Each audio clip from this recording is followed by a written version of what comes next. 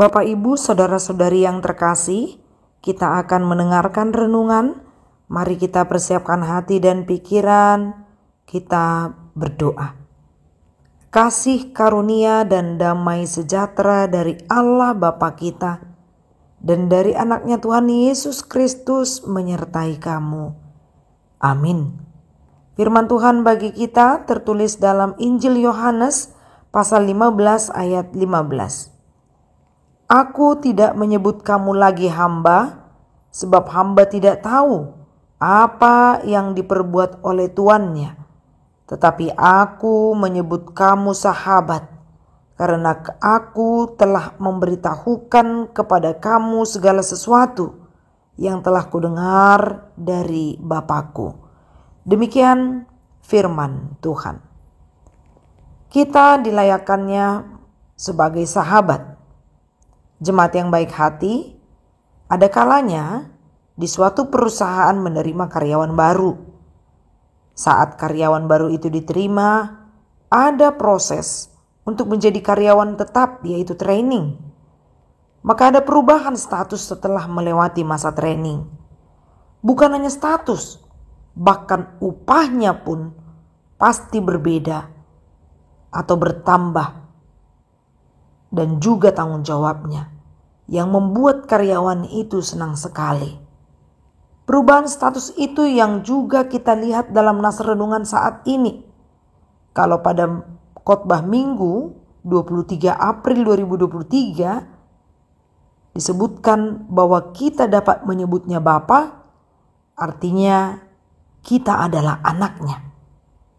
Perubahan status adalah dari hamba dosa di-upgrade menjadi anak Tuhan. Dan di dalam nas ini, status itu semakin memberi arti kedekatan, yaitu sebagai sahabat. Seperti dalam pepatah Tiongkok dikatakan 1000 teman terlalu sedikit, 1 musuh terlalu banyak. Pepatah ini mengingatkan kita untuk hidup di dalam kasih. Mengasihi tidak sebatas teori. Mengasihi haruslah benar-benar tindakan nyata. Penetapan diri kita sebagai sahabatnya bukan sebatas status. Sebab Yesus telah membekali diri umatnya terlebih dahulu tentang apa itu sahabat dengan menjelaskan makna kasih. Pada ayat sebelumnya, ayat 13 dikatakan tidak ada kasih yang lebih besar daripada kasih seorang yang memberikan nyawanya untuk sahabat-sahabatnya. Teladan kasih yang ditunjukkan Yesus dalam pengorbanannya. Jangan kiranya disia-siakan. Kita semua adalah sahabatnya. Jikalau kita berbuat apa yang diperintahkannya kepada kita, kasihilah dia, Tuhan kita, dan tunjukkanlah kasih itu dengan melakukan perintahnya. Apa yang sudah diperdengarkan bagi kita, mari uji apa yang kita perbuat dalam kehidupan sehari-hari. Jika kita punya sahabat, apa yang kita harapkan dari sahabat? Tentu kesetiaan, kasih yang tulus, pengorbanan. Mari kita uji apa yang kita lakukan sampai saat ini. Apakah kita layak sebagai sahabat Kristus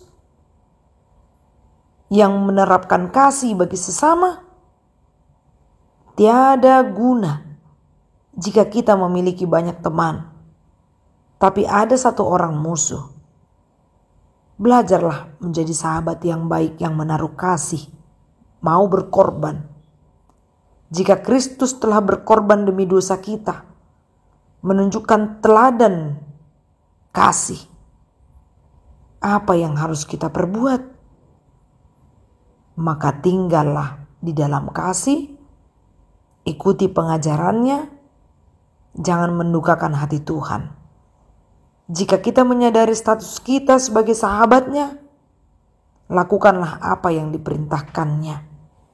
Kasihnya mengajarkan kepada kita tentang hal mengasihi sesama dan mengasihi Dia yang melayakkan kita sebagai sahabatnya.